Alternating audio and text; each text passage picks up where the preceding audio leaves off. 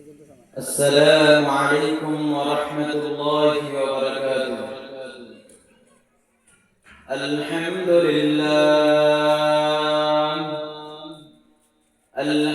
لله نحمده ونستعينه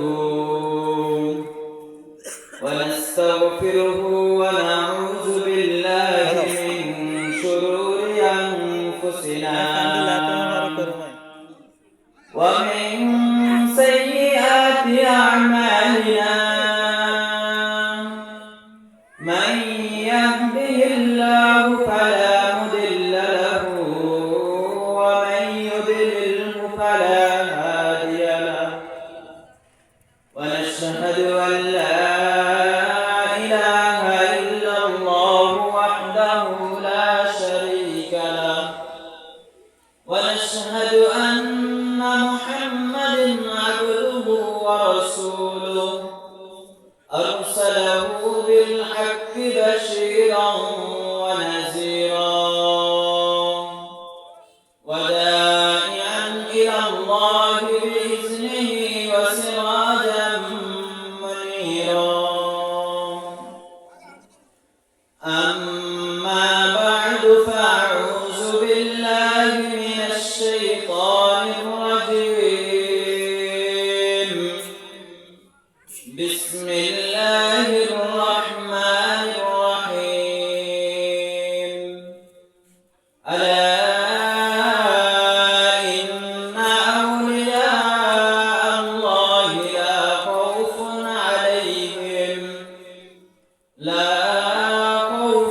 عليهم ولا هم يحزنون. وقال رسول الله صلى الله عليه وسلم: لا يؤمن أحدكم حتى أكون أحب إليه من والده وولده والناس أجمعين.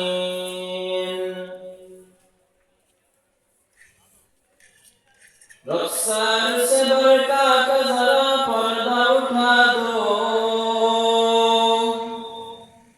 रुखसार से बरका का जरा पर्दा उठा दो, लिल्लाहि मुझे हुस्न खुदा दाद दिखा दो।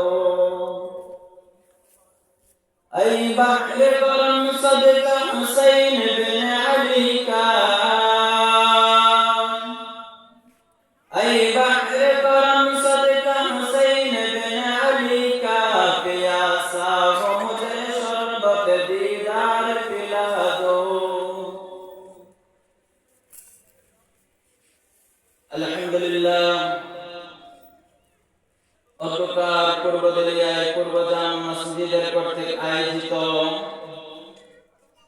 আজকের এই 14 ফেব্রুয়ারি রোজ শুক্রবারের মাহফিলের সম্মানিত সভাপতি এবং আমার সামনে উপস্থিত প্রত্যেক অঞ্চল থেকে আগত ভাইরা, আমরা সর্বপ্রথম ওই মহান রব্বুল আলামিনের শুকরিয়া আদায় করি যে মহান রব্বুল আলামিন আমাদেরকে সুস্থ রেখে এই মজলিসে জান্নাতের বাগানে আসার এবং বসার তৌফিক দান করেছেন। এই জন্য আমরা সকলেই শুকরিয়া আদায় করি আলহামদুলিল্লাহ। সম্মানিত উপস্থিতি, আমি আপনাদের সম্মুখে একটা আয়াত পাঠ করেছি এবং রাসূলের অসংখ্য হাদিস থেকে একখানা হাদিস পাঠ করছি। যথাসম্ভব আলোচনা পাঠ করার চেষ্টা করব ইনশাআল্লাহ। আল্লাহ পাক রব্বুল আলামিন সূরা হুদের মধ্যে বলতেছেন: আলা ইন্না আউলিয়া আল্লাহি লা খাউফুন আলাইহিম ওয়া লা হুম ইয়াহজানুন। আলা ইন্না আউলিয়া আল্লাহ মানে হচ্ছে যারা আল্লাহ তাআলার বন্ধু হয়েছে, তাহলে আল্লাহ তাআলার বন্ধু কিভাবে হওয়া যাবে, কি কি কাজ করলে আল্লাহ তাআলার নৈকট্য বান্দা হতে পারবো। আল্লাহ পাক রব্বুল আলামিন বলতেছেন, আমি মানুষকে সৃষ্টি করেছি এই দুনিয়ার মধ্যে মানুষ সৃষ্টি করার আমার একটা উদ্দেশ্য ছিল। আল্লাহ পাক রব্বুল আলামিন কোরআনুল কারীমের মধ্যে বলতেছেন, ওয়ামা খালাকতুল জিন্না ওয়াল ইনসা ইল্লা লিয়াবুদুন, আমি মানুষ এবং জিন জাতিকে সৃষ্টি করেছি একমাত্র আমার ইবাদত করার জন্য। এখন যেহেতু আমরা মানুষ, তাহলে আমাদের পূর্বে আল্লাহ পাক রব্বুল আলামিন জিন জাতিদেরকে সৃষ্টি করেছেন। জিন জাতিদেরকে সৃষ্টি করার পরে আল্লাহ পাক রব্বুল আলামিন তাদেরকে একটা উদ্দেশ্য নিয়ে সৃষ্টি করেছেন যে আল্লাহ পাকের তারা ইবাদত করবে। তারা দুনিয়ার মধ্যে আসার পরে তারা ফিতনা ফাসাদ যত ঝগড়া আছে এবং কি আরশ আজিমের মধ্যে আল্লাহ পাক রব্বুল আলামিন ফেরেশতাদের সাথে যত কথা বলতেন তারা সবগুলোকে দুনিয়ার মধ্যে আনে ফিতনা বাজিয়ে দিতেন। এইজন্য আল্লাহ পাক রব্বুল আলামিন তাদের পরে একটা সিদ্ধান্ত নিয়েছেন যে আমি দুনিয়ার মধ্যে মানুষ সৃষ্টি করব। তারপর আল্লাহ পাক রব্বুল আলামিন ফেরেশতাদের সাথে পরামর্শ করলেন, ওয়াইজ ক্বালা রাব্বুকা লিল মালাইকাতি ইন্নী জাইলুন ফিল আরদি খলিফা। আল্লাহ পাক রব্বুল আলামিন ফেরেশতাদেরকে বললেন, হে আমার ফেরেশতারা, আপনারা শুনে রাখেন, আমি দুনিয়ার মধ্যে একজন খলিফা পাঠাবো, যেন সে দুনিয়ার মধ্যে যে আমার দ্বীন প্রচার করতে পারে, আমার দ্বীন কায়েম করতে পারে। এবং আল্লাহ পাক রব্বুল আলামিন দুনিয়ার মধ্যে বহু নবী রাসূল পাঠিয়েছেন তার উম্মতদেরকে আল্লাহর পথের দিকে নিয়ে যাওয়ার জন্য, এক কালিমার দাওয়াত দেওয়ার জন্য। কালিমাটা ছিল লা ইলাহা ইল্লাল্লাহ মুহাম্মাদুর রাসূলুল্লাহ। একমাত্র যারা এই কালিমা পড়বে তারা কিয়ামত পর্যন্ত জান্নাতে যেতে পারবে। আর যারা এই কালিমা জীবনে একবার পড়ে নাই সে কখনো জান্নাতে যেতে পারবে না। যে ব্যক্তি এই কালিমা একবার পাঠ করেছে সে তার ঠিকানা জান্নাত বানিয়ে নিল। আল্লাহ পাক রব্বুল আলামিন বলেছে, তাদের কোনো ভয় নাই যারা আমাকে রব হিসেবে মেনেছে, আমার যত হুকুম আহকাম আছে, আমার যত হুকুম আহকাম তারা মেনে চলেছে। যদি তারা আমার সকল হুকুম আহকাম মেনে চলে তাহলে তারা তাদেরকে জাহান্নাম থেকে রক্ষা করে নিল। আর যদি আমার হুকুম আহকাম না মানে, আমি তাদেরকে পাঠাইছি আমার ইবাদত করার জন্য, তারা আমার ইবাদত না করে চা দোকানে বসে আড্ডাবাজি করেছে, বিভিন্ন কথাবার্তা বলেছে। এবং কি হুজুর, আমরা যারা হুজুর আছি, আল্লাহ পাক রব্বুল আলামিন বলছে, আলা ইন্না আউলিয়া আল্লাহি লা খাউফুন আলাইহিম ওয়া লা হুম ইয়াহজানুন, যাদেরকে দেখলে আল্লাহ তাআলার কথা স্মরণ হবে তাদেরকে বলা হয় আল্লাহর ওলি। যারা নামাজকে নামাজের মতো পড়ছে, তারপর নামাজের সময় আপনাদেরকে কি হুজুরের মসজিদে ডাকে না, মুয়াজ্জিন সাহেব আযান দিয়ে আপনাদের মসজিদে ডাকে না, এই জন্য তাদেরকে দেখলে আযান দিলে আপনাদের নামাজের কথা স্মরণ হয়। আযান দিলে আপনাদের নামাজের কথা স্মরণ হয় না? নামাজের কথা আযান দিলে আপনাদের স্মরণ হয়। তাহলে তাদের কথা শুনে আপনারা যেহেতু মসজিদে যান, তাহলে তাদেরকে আল্লাহর ওলি ভাবতে পারেন। কারণ হচ্ছে তারা আপনাদেরকে দ্বীনের পথে ডাকে। আর এই আয়াতের ব্যাখ্যা হচ্ছে, আলা ইন্না আউলিয়া আল্লাহি লা খাউফুন আলাইহিম ওয়া লা হুম ইয়াহজানুন, যারা তোমাদেরকে আল্লাহর পথে ডাকবে, দ্বীনের দাওয়াত দিবে, তারা হলো একমাত্র আমার নৈকট্যতম বান্দা। তারা ইবাদত করার মাধ্যমে আমার নৈকট্য পেয়েছে। আর যদি কোনো বান্দা আমার নৈকট্য পেয়ে যায় তাহলে আল্লাহ পাক রব্বুল আলামিন বলতেছেন, আল্লাহ পাক রব্বুল আলামিন কোরআনে কারীমে বলতেছেন, ইয়া আইয়ুহাল্লাযীনা আমানু ওয়া কানু ইয়াত্তাকুন, হে ইমানদারগণ, যারা তোমরা ঈমান এনেছো এবং নেক আমল করতেছো, একমাত্র তারাই হলো ঈমানদার। ওয়া কানু ইয়াত্তাকুন, এবং যারা আমাকে ভয় করে তারা হলো ঈমানদার। তাহলে আমরা এখান থেকে বুঝতে পারি যে যারা আমাদেরকে এই দ্বীনের কাজে ডাকবে এবং কি যত আদেশ নিষেধ আছে আল্লাহ পাক রব্বুল আলামিনের, আমাদেরকে আদেশ কাজের দিকে ডাকবে এবং অন্যায় কাজ থেকে বাধা প্রদান করবে, আমরা তাদের কথা অনুযায়ী আল্লাহ পাক রব্বুল আলামিনের আদেশ নিষেধ মেনে চলার চেষ্টা করব ইনশাআল্লাহ। তাহলে আল্লাহ পাক রব্বুল আলামিন আমাদের জন্য এই দুনিয়ার মধ্যে একজন খলিফা পাঠিয়েছেন আমাদেরকে যেন দ্বীন প্রচার করতে পারেন। খলিফা পাঠিয়েছে কেন? দিন প্রচার করার জন্য। এখন খলিফা কাকে বলে?